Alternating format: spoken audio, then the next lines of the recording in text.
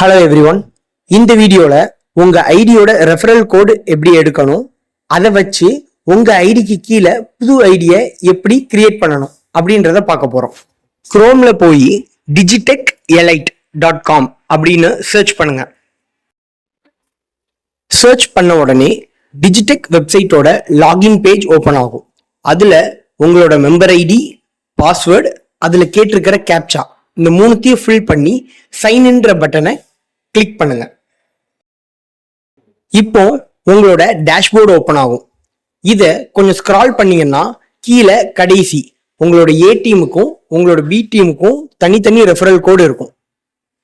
உங்களுக்கு எந்த ரெஃபரல் கோடு வேணுமோ அதுக்கு கீழே காப்பி டெக்ஸ்ட் அப்படின்ற ஆப்ஷனை கிளிக் பண்ணி காப்பி பண்ணிக்கோங்க.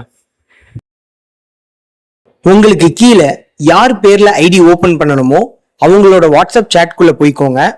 லாங் பிரஸ் பண்ணி பேஸ்ட்ன்ற ஆப்ஷனை கிளிக் பண்ணிக்கோங்க.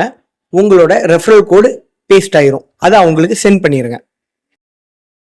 அவங்க அந்த ரெஃபரல் கோடை கிளிக் பண்ணாங்கன்னா ஆட்டோமேட்டிக்கா புது ஐடி கிரியேட் பண்றதுக்கான பேஜுக்குள்ள போயிடும். உங்களோட ரெஃபரல் ஐடி மூலமா வந்ததுனால இந்த பேஜ்ல ஸ்பான்சர் ஐடி அப்படின்ற ஆப்ஷனுக்கு கீழே உங்களோட ஐடி ஆட்டோமேட்டிக்கா செலக்ட் ஆயிரும். நேமுக்கு கீழே அவங்க நேமை டைப் பண்ணணும்.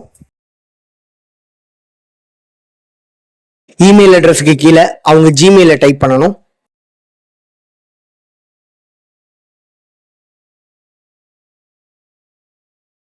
மொபைல் நம்பருக்கு கீழே அவங்க ஃபோன் நம்பரை டைப் பண்ணணும்.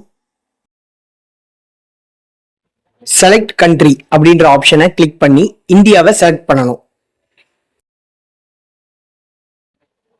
பாஸ்வேர்டுக்கு கீழே 6 டிஜிட்ல ஒரு பாஸ்வேர்டு கிரியேட் பண்ணணும். அதுக்கு கீழே உள்ள பாக்ஸை டிக் பண்ணணும்.